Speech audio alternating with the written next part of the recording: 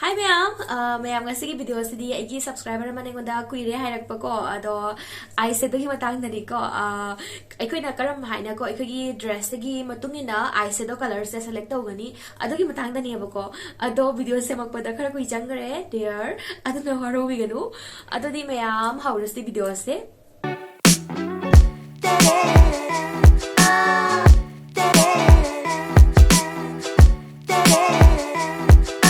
देखने ये दोई से कोई सेट लिबा ड्रेस ते को हाइदी हाना तो set lira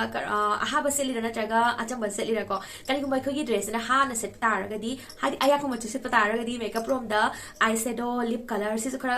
light ओइना थंबिउ For example, I know the blue color की dress set liko. So then I blue color की eye makeup, adagi lipsticks, हाँ तो मतलब बता रही थी, अगी look से वो बतम दा कर over माननी, odd माननी. अदो मतंग मतंग की मतुंगी ना, मर मर तो सुसुम dark, सुम थम्बा सुम फजवा यावी. अदो अयां बतम दा इकोना चैनल गली से, अमरम दा dark और बता रही थी, अमरम दा light और हेन बको, अनि से प्राप balance अमा दो दी पीवी रहते ना को. अदो माइन चट पतो ना इकोगी look से ये मतम दा है ना मुफ फजाली. Second ना को इकोना फने फिडुप ता हायर गना, इकोगी फिडुप ता लाई सात कलर अदुगी मतुंगी तौब याय नत्रगा मोइरंकारी कलर अदुगी मतुंगी तौब याय पुरा लाई सात फिदुप ओरगना लाई सातलिब मरक्तुगै ख्वाइदै लिकना तौना यावब कलर को याम लिकना तौना सातलिब लै अदुगी मतुंगी को आई मेकअप तौब याय होम खुलोंग मतमदा यामना चानागनबा कलर खरा हाइजरके अहानबिददि को गोल्डन कलर सेनी गोल्डन कलर्स याम चानागली अयाम मतमदा करिगिनो हाइबदा को अखोगी मैतेगी अयाम मैतै दसुनते को अयाम फिरोन पुरमक्ता लोंग खुलोंगबागी पार्टी वेयर अयामदा को गोल्डन कलर से याम यावगन बनी नालिकोनसु लोहोंगोसि सिनेदना को अदुना गोल्डन कलर से यामना पक्चगली रेड कलर से गोल्डन ब्राउन याम फजई अदुगा पिंक से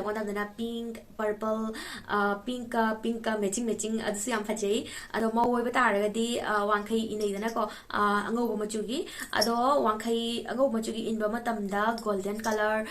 नत्रगा ब्राउन कलर ब्रोंजी कलर सिगुमसे याम पक्चई मयाम ट्राई तौना उनते येंगो अदुगा अखोना ब्लू से pink eye makeup rose gold अदुगिदो फजनी अदुगा orange lakmo matamdana brown adugagi akro bronzy color rose gold color aduga su yam phajagani maya kam khangdragana black natraga brown smoky eye tawbiro ado color ani se diko ikuna ayam machu loi chanarani abago maya